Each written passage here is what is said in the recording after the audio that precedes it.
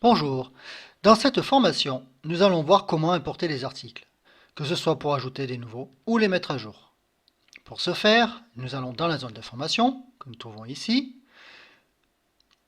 Nous allons dans Gestion commerciale, qui est actuellement sélectionnée, puis à droite sur Articles. Nous arrivons sur l'écran contenant vos articles. Ici, nous allons en ajouter. Nous allons dans la partie Importation, que vous trouverez en haut. Ensuite, nous allons sélectionner un fichier. Donc ici, nous avons sélectionné un fichier importation article. C'est un fichier CSV, donc c'est un format texte séparateur point virgule que vous pouvez enregistrer à partir d'Excel, avec en première ligne le titre des colonnes. Cela sera utilisé pour les étapes suivantes. Dans la deuxième partie, ici, correspondance des colonnes, nous retrouvons les champs de Careo, ici, qui vont nous servir pour importer les articles.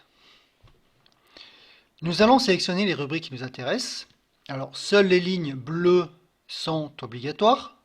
Donc, nous avons ici le code article et la désignation. Les autres lignes sont facultatives. Nous allons sélectionner le code article, ici, donc dans la liste. Ici, je retrouve la colonne, le titre des colonnes du fichier qu'on a sélectionné en dessus. Donc là, mon code article, mon titre de colonne, c'est produit ID, donc je le mets. Dans ma désignation, en fait, dans mon fichier CSV, ça s'appelle le nom, et je vois que j'ai le prix d'achat, je vais ajouter un prix d'achat. Voilà, donc j'ai sélectionné mes 3 colonnes de mon fichier CSV que je vais intégrer dans Careo. Vous avez aussi des champs supplémentaires disponibles.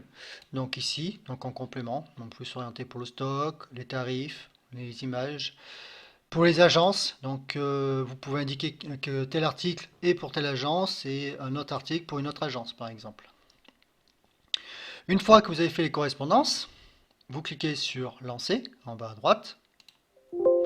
L'importation est terminée. On retourne dans la liste ici et je retrouve bien, donc c'était mes 3 produits qui sont là, qui ont été ajoutés. On retrouve le code, la désignation et mon prix d'achat qui a été intégré. Vous pouvez maintenant cliquer sur modifier pour renseigner de nouvelles informations ou même supprimer un article, vous pouvez les gérer. Vous pouvez changer la catégorie, si vous ne l'avez pas fait, vous pouvez très bien changer la catégorie pour le rajouter ici.